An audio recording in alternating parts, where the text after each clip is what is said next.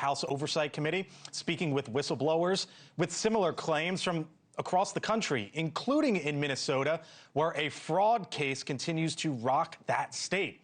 The Republican chairman, Congressman James Comer, says the issues could be widespread. James Comer, Chairman, House Oversight Committee, Republican, Kentucky, back with us once again tonight here on the Hill. Congressman, Mr. Chairman, thanks for being with us. I wonder what you made of what you just heard there from Rich McHugh, and what might you want to learn?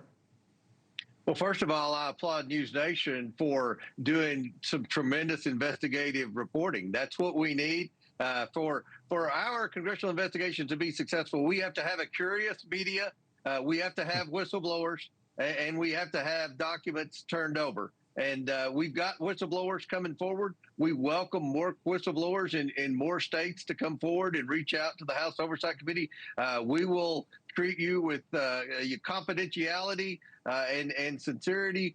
We want to get to the bottom of this. It does appear that this is a very organized scheme in multiple states with groups of Somalis. I would go out on a limb and say that I would say this is happening in other states with other social programs, with other groups.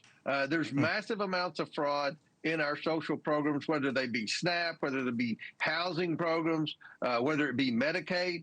And we don't have the funds in Washington to continue to throw money at these social programs and not provide any oversight. So hopefully now, with the whistleblowers that are coming forward in Minnesota, with the whistleblower that you've identified in Maine, hopefully now we can start putting the pieces together and first stop this fraud, and second, hold people accountable who allowed this to happen. So as you describe it, potentially an organized scheme in multiple states, and I hear you, Congressman, on speaking to people and wanting them to come forward, but at the end of the day, whether it be potentially in Minnesota, potentially in Maine, potentially in other states, what could Congress do here?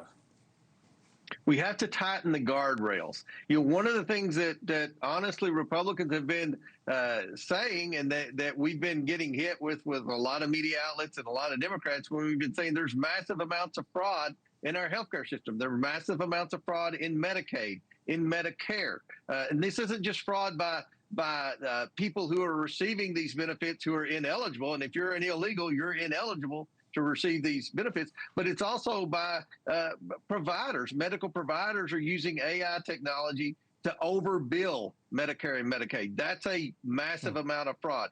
You've got people who are receiving SNAP benefits who are ineligible. There are people in my home state of Kentucky receiving Medicaid who are ineligible to receive Medicaid. That's why we've asked for states to recertify people on Medicaid. We want people recertified to receive SNAP benefits. I mean, if you are receiving massive amounts of government welfare, the least you can do is take the time to reapply so the government can make sure that you still meet the criteria to receive these government benefits. All these government programs were created to be temporary safety net programs. And what's happened over time is they've morphed into massive amounts of entitlement programs. And we can't continue to throw money away at massive amounts of welfare benefits to people who are ineligible.